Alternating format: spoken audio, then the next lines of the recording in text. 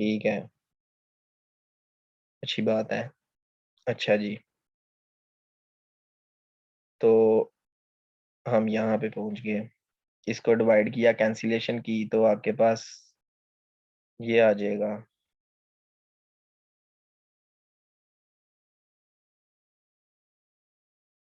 ठीक है, अब आपने इस पे लिमिट अप्लाई करनी है, तो n+1/n को जरा सेपरेट कर ले, n/n+1/n आ जाएगा, तो ये आ जाएगा 1+1/n। तो 1/n तो है, ये जीरो को अप्रोच कर जाएगा। और ये 1+0, ये जीरो है ना, तो ये टोटल 1 को अप्रोच कर गया। इसका मतलब है कि r की वैल्यू जो है ना, वो क्या आ गई है, 1 आ गई है, और 1 नॉन जीरो होता है। अब यहाँ से हमने क्या ऑब्जर्व किया? अच्छा, अब आपने मुझे बताना है कि पॉइंट ए आया या पॉइंट बी आया। जल्दी से बताएं, r की वैल्यू 1 आई है, तो पॉइंट ए यूज होगा या पॉइंट बी?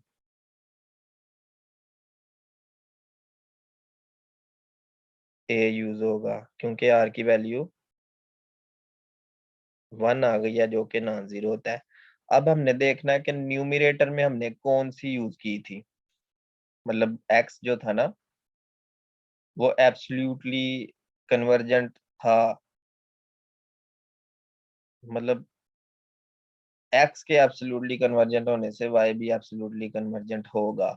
अब देखे ना, एक सीक्वेंस का हमें पहले ही पता है कि ये एब्सोल्युटली कन्वर्जेंट होती है। 1/n² को हमने x की जगह पे यूज किया था ना, 1/n² को। तो इसका मतलब है 1/n² तो पहले ही एब्सोल्युटली कन्वर्जेंट है, और r के नॉन जीरो आने से जो दूसरी है ना, ये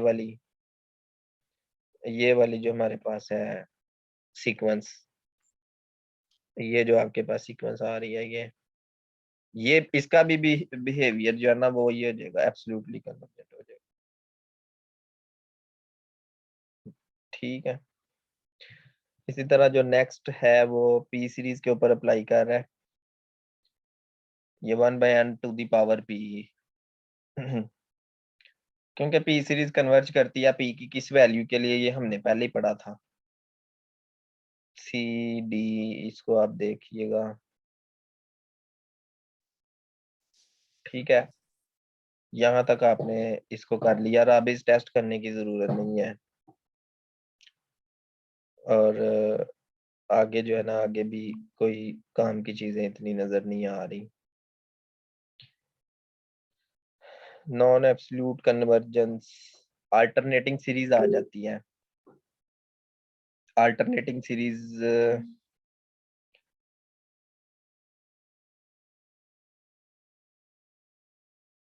वही, ये जो -1 की पावर जब लगा दी जाती है ना, तो अल्टरनेटिंग सीरीज बन जाती है। पहले अल्टरनेटिव, ये जो, हाँ ये वही है ना, ये अल्टरनेटिंग सीरीज बन जाती है, -1 उसके साथ यूज कर ले तो।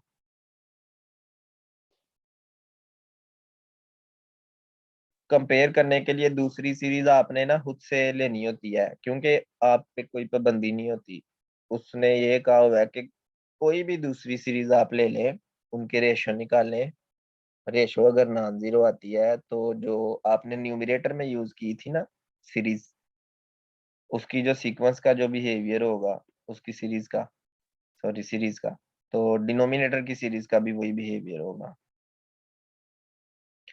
तो ये चीजें तभी आपको याद रहेंगी जब आपने इन टेस्ट को याद किया होगा।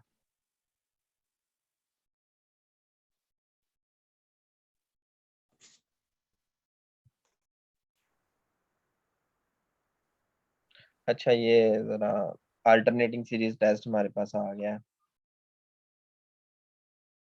अल्टरनेटिंग सीरीज टेस्ट ये है कि आप मान लें कि ये आपके पास एक डिक्रीजिंग सीक्वेंस है, और सारे नंबर पॉजिटिव हैं, और इस सीक्वेंस की ये डिक्रीज होते होते जीरो को अप्रोच कर गई है ना, तो इसकी जो अल्टरनेटिंग सीरीज होगी ना, अल्टरनेटिंग सीरीज का मकसद ही ये है कि आप उसके साथ जस्ट इसको मल्टीप्लाई कर दे, -1 की power n+1।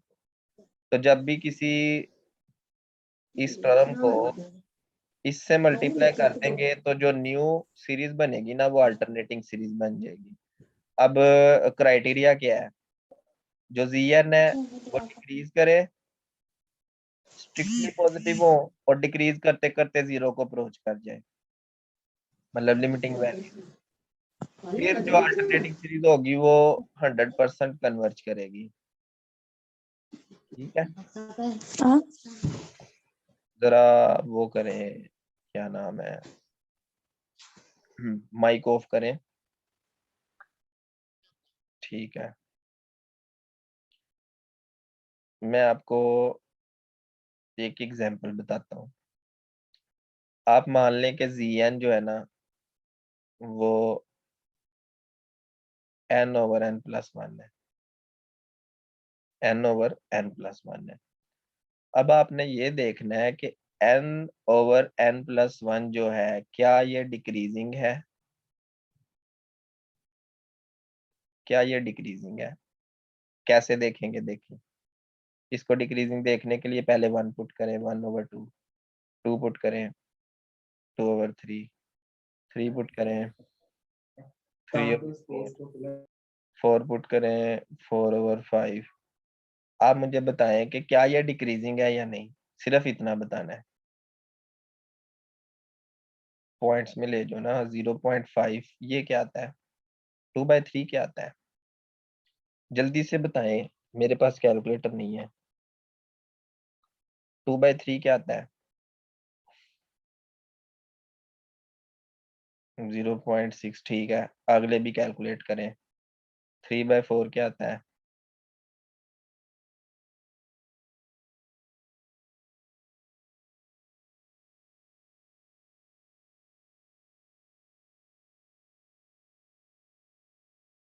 0.75।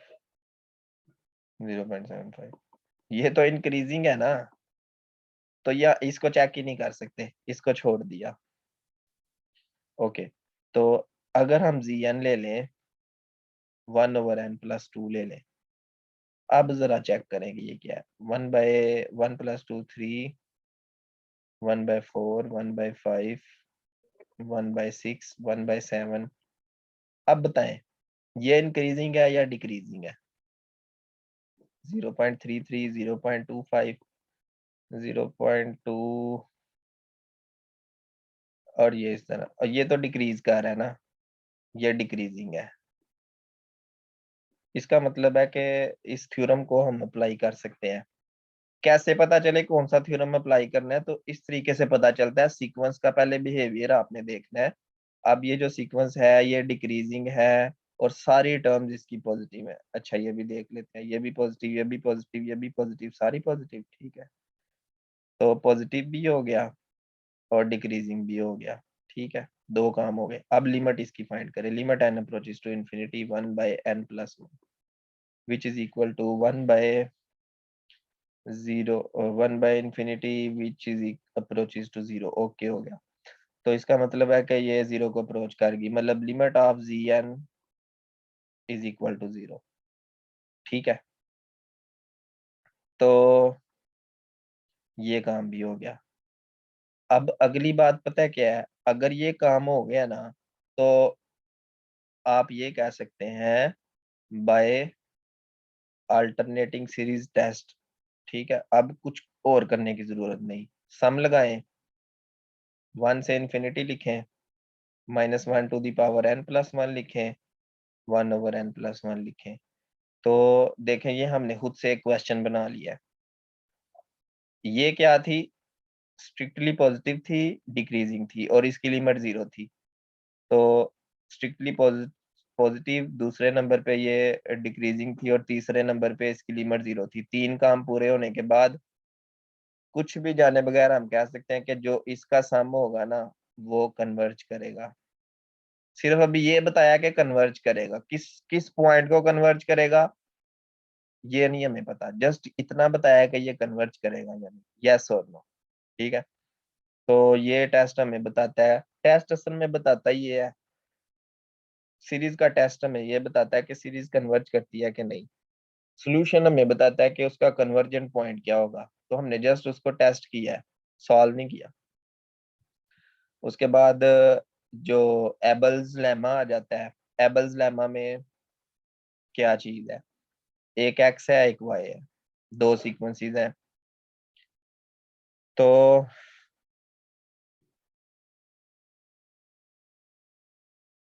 And let the partial sums of Y be denoted by S N. तो सीक्वेंस वाई के जो है ना पार्शियल सम्स निकाल लिए हैं। पार्शियल सम्स आपको पता है कैसे होते हैं, जैसे ये है ना वाई एन एक सीक्वेंस है, Y one Y two Y three Y four, इस तरह से। तो जो एस वन होगा वो क्या होगा, वाई वन के इक्वल। एस टू जो होगा वो Y one plus Y two होगा। एस थ्री जो होगा वो क्या होगा, Y one plus Y two plus Y three होगा। मतलब आप इसको बढ़ाते जाएं, वाई की जितनी टर्म्स ऐड करेंगे तो S one S two S three से एक न्यू सीक्वेंस बन जाएगी जिसको पार्शियल सम्स की सीक्वेंस बोलेंगे। और वो कह रहा है कि जो इस सीक्वेंस में जो एस नॉट है वो जीरो के इक्वल है, मतलब स्टार्टिंग पॉइंट जो है ना उसका वो जीरो है। तो उसने यहाँ पे एक फार्मूला लिखा हुआ है, इसका यूज कर रहा है कहीं पे, इसको आप रहने दें, फिर इसका यूज नहीं वो कर रहा। आप इतना वो करेंगे अपने माइंड को यूज। ड्रिशले टेस्ट देखें, एक्स जो है वो डिक्रीजिंग सीक्वेंस है जिसकी लिमिट जीरो है अभी तक। अब इसमें उसने ये नहीं कहा कि ये स्ट्रिक्टली पॉजिटिव है या नहीं। वो अल्टरनेटिंग सीरीज टेस्ट में उसने एक और बात कही थी कि स्ट्रिक्टली पॉजिटिव भी होना चाहिए, यहाँ पे उसने कहा था ना स्ट्रिक्टली पॉजिटिव। तो डिरिचले टेस्ट में उसने ये नहीं कहा कि ये स्ट्रिक्टली पॉजिटिव है या नहीं। And if the partial sums जो है वाई के वो बाउंडेड होंगे, तो जो उनका मल्टीपल होगा, मतलब दो इस तरह के क्वेश्चन भी पेपर में आ जाते हैं ना। जैसे देखें यहाँ पे मैं ऐसे कर दूं, n goes from 1 to infinity 1 over n plus 1, 1 over n square plus 3n plus 4। अब देखें ये और ये, इसको अगर मैं मान लूं x, इसको मैं मान लूं y, तो ये दो हमारे पास बन जाती हैं, क्या बन जाती हैं, सीक्वेंसेस बन जाती हैं ना। जैसे सीक्वेंस x जो है वो क्या है 1 over n plus 1, और सीक्वेंस y जो है वो 1 over n square plus 3n+4। ये मैंने खुद से एग्जांपल आपको बना के बताया है कि अगर दो सीक्वेंसेस आपस में मल्टीप्लाई हो रही हो तो इनकी कन्वर्जेंस हमने कैसे बतानी है। ये कन्वर्जेंस बताने के लिए हमारे पास है डिरिचले टेस्ट। डिरिचले टेस्ट, माइक ऑफ कर दें जरा। ठीक है जी, डिरिचले टेस्ट क्या है। डिरिचले टेस्ट में क्या करना है कि x की लिमिट जीरो होनी चाहिए। देखें इस x की लिमिट जीरो है या नहीं, लिमिट ऑफ एक्स जीरो है वाकई, क्योंकि 1 over n plus 1 जब n अप्रोचेस टू इन्फिनिट होगा तो जीरो होगा। पहली बात इसकी ट्रू हो गई। अगली बात क्या है कि जो y का सम है वो क्या होना चाहिए, बाउंडेड होना चाहिए। अब ये कैसे हमने चेक करना है, पार्शियल सम्स जो है ना वो बाउंडेड होने चाहिए। तो पार्शियल सम्स, इसके पार्शियल सम्स कैसे करेंगे। अब इसके पार्शियल सम्स करने का तरीका जो है, पहले नंबर पे तो इसको इस तरह से करेंगे ना, ये 4n स्क्वायर हो जाएगा। इसकी फैक्टराइजेशन देखें जरा, पॉसिबल है कि नहीं। अच्छा, फैक्टराइजेशन कैसे पॉसिबल होती है उसको चेक करने के लिए ना आप इसका डिस्क्रिमिनेंट निकाल लें। बी स्क्वेयर -4ac, वही है ना। ये इसका कोफिशिएंट a हो गया, ये b हो गया और ये c हो गया। तो B square -4ac less than zero है ना। तो इसके जो रूट्स होंगे वो इमेजिनरी होंगे, मतलब कम्प्लेक्स रूट्स आएंगे। तो इसका मतलब है कि इसकी जो पार्शियल फ्रैक्शन होगी वो यही होगी। इसकी पार्शियल फ्रैक्शन कैसे होगी, इसकी तो पार्शियल फ्रैक्शन पॉसिबल नहीं लग रही मुझे, कम्प्लेक्स में चला जाएगा ना। मेरा ख्याल है ये क्वेश्चन ही हमने सही बनाया। तो जो क्वेश्चन बना होगा ना यहाँ पे आपके पास क्या होगा, कुछ ऐसा फंक्शन होगा जिसकी फैक्टराइजेशन पॉसिबल होगी। लेट्स से कि आप मान लें कि N square plus 5n plus X square plus 5n plus 6 कर ले। हाँ, तो ये क्या हो जाता है, N square plus 3n plus 2n plus 6। अब इसकी वो पॉसिबल है ना factorisation, n into N plus 3 plus 2 into n plus 3। तो ये आ जाएगा, इसको छोड़ें, 1/n+3 और n+2। तो अब तो आप कर सकते हैं ना a/n+3 प्लस b/n+2। तो इसको सॉल्व करने के बाद इसके पार्शियल सम्स निकाल लें। जैसे s1 क्या होगा, इस पूरे चाहे आप इसको सॉल्व कर ले, चाहे आप डायरेक्ट इसमें 1 पुट करें, तो आ जाता है 1/। अच्छा, इसकी फैक्टराइजेशन सॉरी पार्शियल फ्रैक्शन करने का ये मकसद है कि मे बी आपके पास टेलीस्कोपिक आ जाए, टेलीस्कोपिक सीरीज बन जाए। टेलीस्कोपिक सीरीज क्या होती है, जो पहली टर्म होती है ना, पहली टर्म के बाद माइनस दूसरी टर्म होता है, फिर प्लस दूसरी, मतलब कुछ टर्म्स ऐसी होती हैं जो कैंसिल होती जाती हैं, जैसे ये कैंसिल हो गया, और चलते चलते लास्ट पे एक्स एन बच जाता है, मतलब पहली और लास्ट टर्म बच जाती है। तो पार्शियल फ्रैक्शन करने से ये आपको फायदा होता है कि शायद कोई टेलीस्कोपिक सीरीज बन जाए इसकी।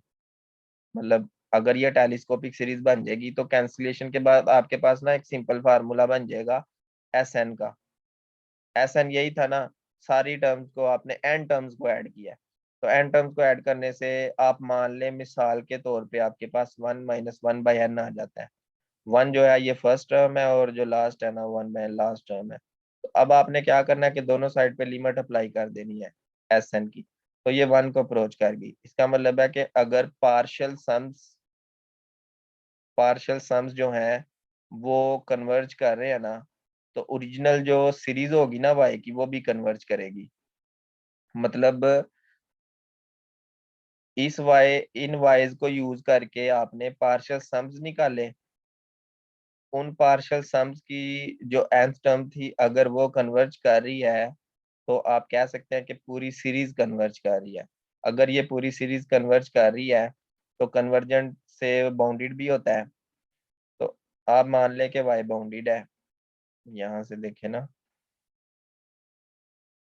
ये बाउंडेड है, तो इनका प्रोडक्ट भी कन्वर्ज करेगा। और उससे आगे उसने जो बात कर दी है ना, ये नीचे एबल्स टेस्ट में वो क्या कर रहा है देखें। अगर एक्स कन्वर्ज कन्वर्ज करे और मोनोटोन हो, मोनोटोन का मतलब है या इंक्रीज या डिक्रीज, कन्वर्ज करे मोनोटोन हो, और जो वाई है वो कन्वर्ज करे, इस पे मोनोटोन की कंडीशन नहीं है, तो उनका प्रोडक्ट दोबारा से कन्वर्ज करेगा। तो डिरिचलेट टेस्ट में और इस टेस्ट में जो डिफरेंस है ना वो आपके सामने है। डिरिचलेट टेस्ट में कंडीशन ये है कि एक्स की लिमिट 0 होनी चाहिए। लिमिट 0 कब होगी, जब डिक्रीज करेगी। और यहाँ पे उसने इसको थोड़ा सा रिलैक्सेशन दे दिया कि मोनोटोन हो, चाहे इंक्रीज करे चाहे डिक्रीज करे, लिमिट क्या होगी हमें कोई टेंशन नहीं इस बात की। जस्ट ये है कि एक्स कन्वर्ज करे, एक्स की सीक्वेंस कन्वर्ज करे, और वाई की सीरीज कन्वर्ज करे।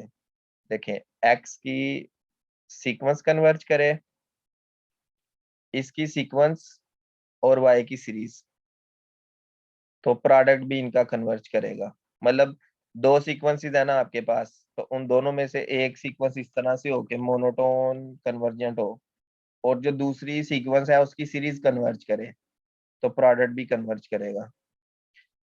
मेरा ख्याल है कि यहाँ पे चीजें खत्म होना शुरू हो जाएगी अब। ठीक है ना, लास्ट पे पहुंचे हुए हैं।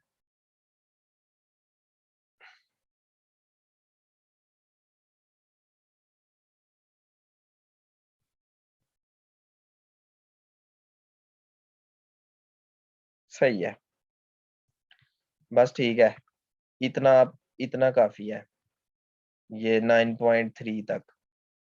बस 9.4 को करने की जरूरत नहीं है, इतना आगे नहीं जाता एग्जामिनर। सही है, अब आप लोग अपने क्वेश्चन पूछ सकते हैं। कोई क्वेश्चन हो किसी का?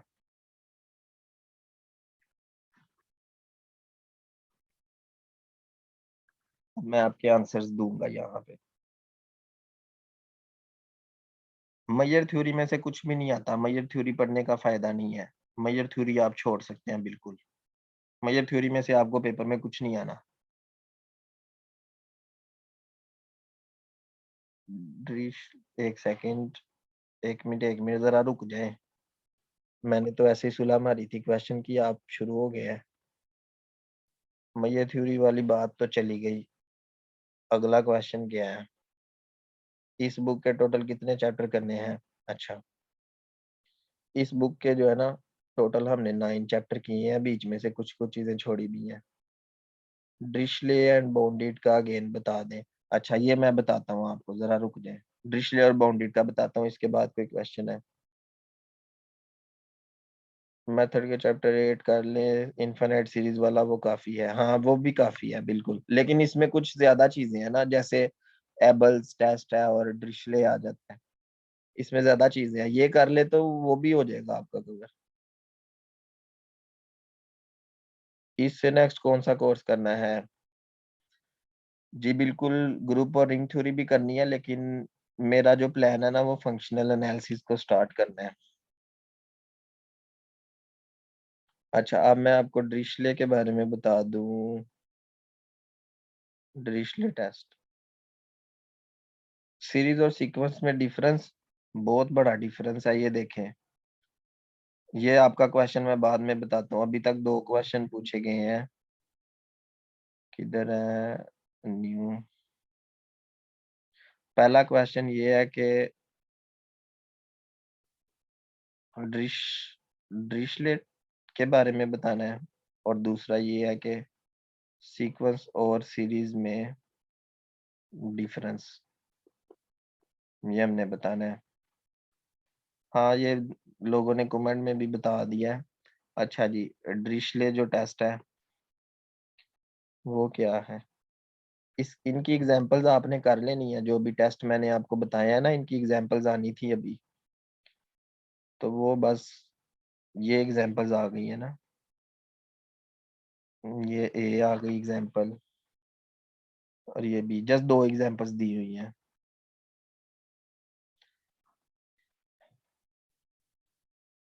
क्यों ना हम एग्ज़ाम्पल को अप्लाई करें। तो ये देखें,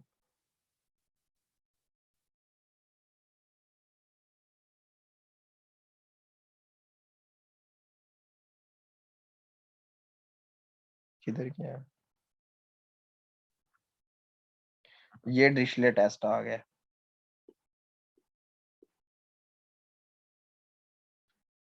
देखिए, जब तक आपको सीरीज़, सीक्वेंस इन चीज़ों का पता नहीं ना होगा, आप कुछ भी नहीं कर सकते। पार्शियल सम का पता नहीं होगा, तो आपको तो इनकी समझ ही नहीं ना आएगी चीज़ों की। अब इसमें इतनी ज़्यादा चीज़ें इन्वॉल्व हो चुकी हैं ना, इसकी सिर्फ़ स्टेटमेंट में अगर देखा जाए, पहले सीक्वेंस है, फिर डिक्रीज़िंग सीक्वेंस है, फिर लिमिट ऑफ अ सीक्वेंस है। 1, 2, 3 चीज़ें आ गईं और फिर पार्शियल सम्स आ गए हैं, ये 4 चीज़ें हो गई हैं। और फिर सीरीज़ आ गई है, ये 5 चीज़ें और फिर बाउंडेड आ गया है, ये 6 चीज़ें हो गई हैं और फिर जाके कन्वर्जेंस है, ये टोटल 7 चीज़ 7 7 टॉपिक्स का मिक्सचर है स्टेटमेंट। अब ये सारी चीज़ें मैंने पढ़ाई हैं, आप अगर मेरी वीडियोज़ देखेंगे ना तो आपको समझ आएगी तरतीब से। तो ये सारी बातें ही बतानी है ना मैंने आपको। अब देखें ना, ये डिक्रीज़िंग सीक्वेंस है, डिक्रीज़िंग सीक्वेंस क्या होती है जिसकी हर आने वाली जो टर्म है,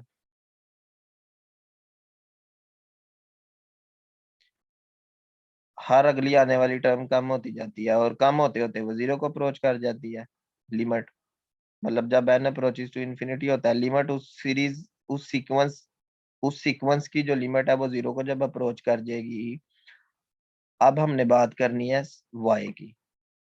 अब हम कह रहे हैं कि y के जो पार्शियल सम्स हैं वो बाउंडेड हों। अब बाउंडेड क्या होता है? इसको देखने के लिए ना आपको चैप्टर नंबर 3 में जाना पड़ेगा। ये स्टेटमेंट आप पढ़ लेना, मैं चैप्टर 3 में वापस जाता हूँ। ठीक है? पार्शियल सम्स कब बाउंडेड होते हैं? उसके लिए आपको चैप्टर 3 का पता होना चाहिए, फिर ही आप कर सकेंगे, अदरवाइज़ तो आपको समझ ही नहीं आएगी। ये सारी चीजें मैंने पढ़ाई हैं, ये रेड रेड आपको नजर आ रहे होंगे इसमें, राइटिंग जो है एक एक चीज बताई है वहाँ पे। जी सर जी, ये लास्ट वाले लेक्चर ये देख लेंगे ना सर, तो ये सब समझ आ जाएंगे। हम्म। ओडी एंड पीडी भी रहते हैं बिल्कुल, ये भी तो चीजें रहती हैं, लेकिन आप जितना करें उसको अच्छे तरीके से करें।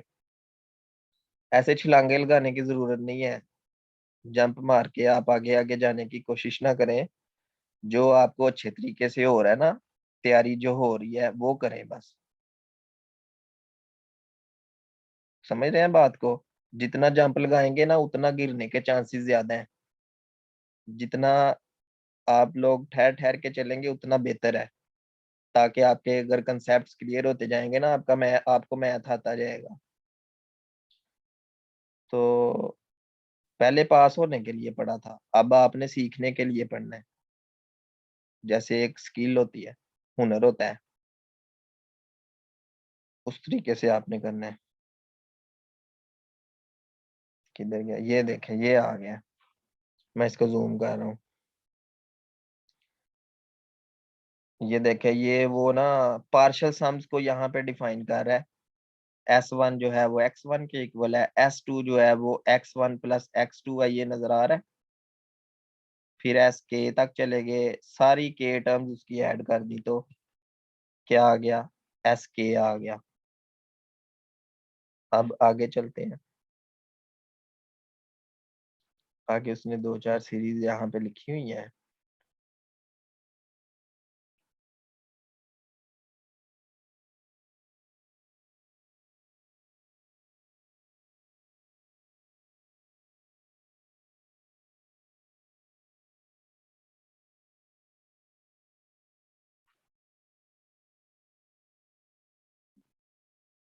किधर गया है?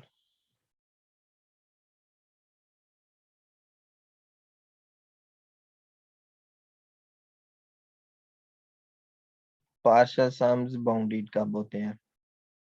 ठीक है, पार्शियल सम्स बाउंडेड तब होते हैं जब तमाम सम्स जो है ना किसी एक खास नंबर से लेस आ जाए।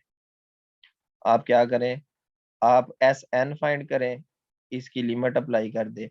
अब एस एन की लिमिट जो है अगर ये कन्वर्ज कर जाती है ना, तो इसका मतलब है कि ये पार्शियल सम्स बाउंडेड हो जाएंगे। पार्शियल सम्स की जो सीक्वेंस है वो बाउंडेड हो जाएगी। अब बाउंडेड वाला जो टॉपिक है ना, सीक्वेंस की बाउंडेडनेस अब हम बात कर रहे हैं। दोबारा से देखें, सर्कल क्या बना? आपके पास एक सीक्वेंस है। लास्ट टाइम बता रहा हूँ, इसके बाद नहीं मैंने आपको बताना। आप जो है ना, आप सही काम नहीं कर रहे, आप अच्छे बच्चे नहीं बन रहे। x3, x4 और ये सबसे पहले पार्शियल सम्स बनाए इसके। S1 जो है वो x1 है, ठीक है। S2 जो है वो x2 है, सॉरी, x1 प्लस x2 है। S3 जो है वो x1 plus x2 plus x3 है, ठीक है। और चलते चलते हम Sn तक चले गए।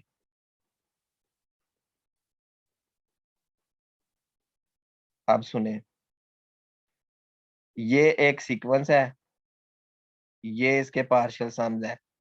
S1 S2 S3 ये पार्शियल सम्स है।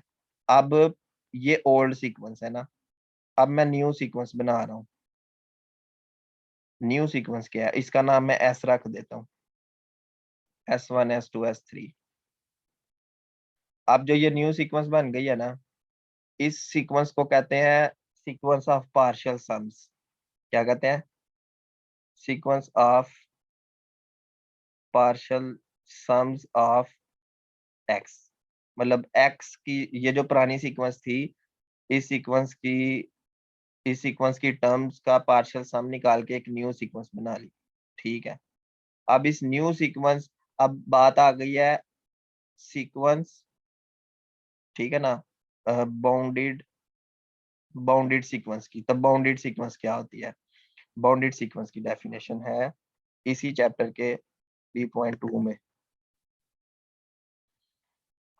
स्क्रीन पे क्यों लिख रहे हैं जी? मैथ पे गुस्सा आ रहा है? स्क्रीन पे लिखना शुरू कर दिया। ये देखें, अब ये आ जाती है बाउंडेड सीक्वेंस। आप इसको इसको जो है ना एस मान लो और इसको जो है ना एस एन मान लो। तो यहाँ पे क्या लिखोगे? एस एन लिखेंगे। तो हम कहेंगे एस जो है is bounded if for all n belong to n S N mod is less than m। ठीक है ना, जबकि m जो है ना वो एग्जिस्ट कर रहा है ग्रेटर देन 0 और m जो है वो रियल नंबर है कोई जो एग्जिस्ट कर रहा है, पॉजिटिव रियल नंबर एग्जिस्ट कर रहा है। ठीक है, ठीक हो गया। तो ये बाउंडेड सीक्वेंस की बात हो रही है। अब ये सारी चीजें जब तक आप, अगर आप इस बुक का चैप्टर नंबर 3 ईमानदारी से पढ़ लेंगे ना तो बाकी सारे चैप्टर्स की आपको समझ आ जाएगी। क्योंकि चैप्टर 3 से ही तो ये सीक्वेंस और कन्वर्जेंस और सीरीज और ये सारी चीजें शुरू होती हैं, जो कि आगे जाके फिर चैप्टर 4 में लिमिट पॉइंट्स आ जाते हैं। फिर चैप्टर 5 में कंटिन्यूटी आ जाती है, चैप्टर 6 में डिफरेंशिएशन आ जाती है, चैप्टर 7 में इंटीग्रेशन आ जाती है, चैप्टर 8 आज हमने किया है, चैप्टर 9 भी आज किया है। तो ये सारी चीजें अब देखे ना, मेरे मेरे माइंड में एक स्केच बन गया है आपको पढ़ाने के बाद। तो आपको भी ये सारी चीजें स्केच के साथ याद होनी चाहिए। ठीक है, और कोई क्वेश्चन किसी का?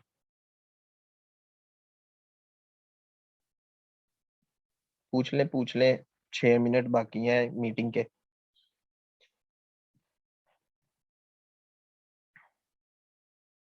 कल हम जो है ना फंक्शनल एनालिसिस को स्टार्ट करेंगे। जो बेस्ट बुक्स हैं हम उनको फॉलो करेंगे। बुक्स मैं कल बताऊंगा कौन सी बुक्स फॉलो करेंगे। देखे ना, अभी तक हमने क्या पढ़ा है? एफएससी पार्ट 1 का चैप्टर 1 2 3 पढ़ा है। मेथड जो है मैथमेटिकल मेथड, उसका चैप्टर 1 पढ़ा है, 2 पढ़ा है, 6 7 8 भी आज हो गया उसमें कवर। मेथड हो गई। उसके बाद टपोलॉजी, टपोलॉजी शाम सीरीज जो थी उसका चैप्टर 4 5 6। ठीक है, 7, शायद 8 भी किया है। तो इसके जो है ना वगैरह वगैरह हमने चैप्टर पढ़े हैं, टोपोलॉजी कवर की है।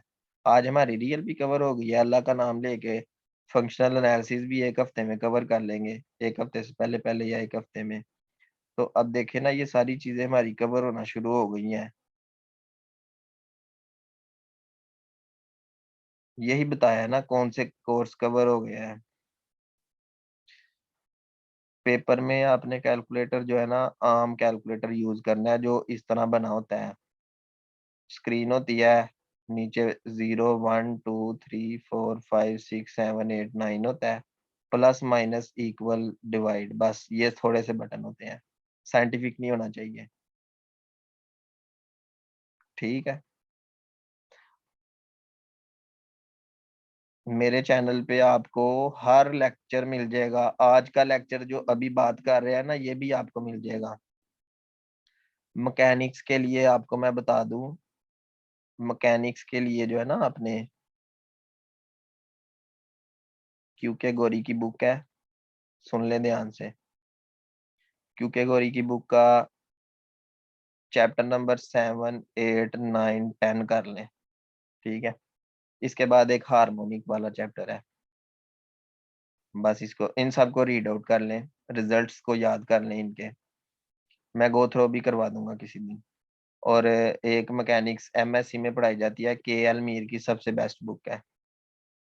K L Meer, M double E आ रहा है या आई आ रहा है, तो के एल मीर की जो बुक है वो, आप लोग जो एमएससी करते हैं ना पीयू से, पंजाब यूनिवर्सिटी से जो एमएससी करते हैं उसमें पार्ट 1 में कोर्स है वेक्टर, वेक्टर टेंसर है, और उसके साथ मैकेनिक्स पढ़ते हैं लोग। ठीक है, तो जो मैकेनिक्स का सिलेबस है ना पीयू के पार्ट 1 का, एमएससी पार्ट 1 का, वो आ जाता है के एल मीर की बुक में से। मैं इसकी बात कर रहा हूँ। तो आप जस्ट उस सिलेबस को एक बार गो थ्रू कर ले, प्रूव तो करना नहीं, क्वेश्चन सॉल्व करने नहीं, जस्ट आपने अहम अहम चीजों को ज़हन में रखना है। जैसे उसमें आइलर्स डायनामिकल इक्वेशंस आ जाती हैं, आइलर्स डायनामिकल इक्वेशंस, तो वो, और उसके बाद और भी कुछ कंडीशंस आ जाती है, क्या नाम है, मैट्रिक्स भी थी, इनर्शिया, ठीक है, मोमेंट ऑफ इनर्शिया अगर हम बात करें, मोमेंट ऑफ इनर्शिया की, तो मोमेंट ऑफ इनर्शिया रिंग का क्या होता है, ठीक है, रिंग का क्या होता है, सिलेंडर का क्या होता है, मोमेंट ऑफ इनर्शिया, ठीक है, एलिप्स का क्या होता है, कोन का मोमेंट ऑफ इनर्शिया क्या होता है। तो जस्ट इनके रिजल्ट्स याद रखने हैं, बात समझ आ रही है ना। मैं आपको करवा दूंगा वैसे मैकेनिक्स का ना, गो थ्रो करवाऊंगा, मुझे फिजिक्स जो है ना इतनी सही नहीं आती, लेकिन इतना इतना आता है कि पीपीएससी में जो रिजल्ट्स को याद करने का तरीका है ना, वो मैं आपको बता दूंगा, जो टिप्स होती हैं, ठीक है। इस पे एक छोटा सा लेक्चर रख लेंगे, कोशिश करूंगा कि कल इस पे हम एक लेक्चर रख लें मैकेनिक्स पे, फंक्शनल एनालिसिस का भी करेंगे और साथ इसको भी कवर कर लेंगे मैकेनिक्स को, ठीक है। कल आपने तैयार रहना है इसके लिए। आज मैं इसका डाटा वगैरह कलेक्ट करता हूँ, तो कल आपको करवा देंगे। सिंपल कैलकुलेटर आपने लेके जाना है, बिल्कुल सिंपल, ठीक है। बाकी चैनल जो है ना उसको सब्सक्राइब करवाएं लोगों से, अपने दोस्तों से, जितने लोगों का भला करेंगे ना आपका भला होगा। मैंने चैनल बनाया इसलिए है कि ज्यादा स्टूडेंट्स हो गए थे ना, हमें तैयारी करवाएं, हमें करवाएं, हमें करवाएं, हर बंदा कहता था जी हमें टाइम दें, तो वो फिर हर बंदे को टाइम नहीं ना दिया जाता, फिर सबके लिए चैनल बना दिया है। आप वहां से क्वेश्चन वहां से देखें और क्वेश्चन ऑनलाइन हमें यहाँ पे करें आके, ठीक है। साइंस कहती है कि ज्यादा पढ़ना भी नहीं चाहिए, इसलिए मैं एंड पे थोड़ी सी बातें करता हूँ आप लोगों के साथ, ताकि आप लोगों का माइंड फ्रेश रहे, ठीक है। आप लोग जब टीचर बनेंगे तो क्लास के पहले 5 मिनट आपने स्टूडेंट्स के साथ बातें करनी है, और अंदर वाले टाइम में थोड़ा सा पढ़ाना है, और लास्ट वाले 5-10 मिनट भी आपने जो है ना बातें करनी है, ताकि स्टूडेंट्स बोर ना हो मैथ से।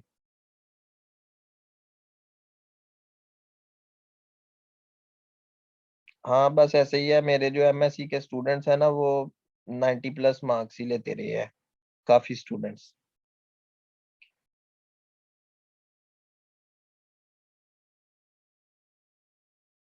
सही, चले सही है जी, मीटिंग खत्म हो रही है, आप लोग स्टडी करें, आपका टाइम है।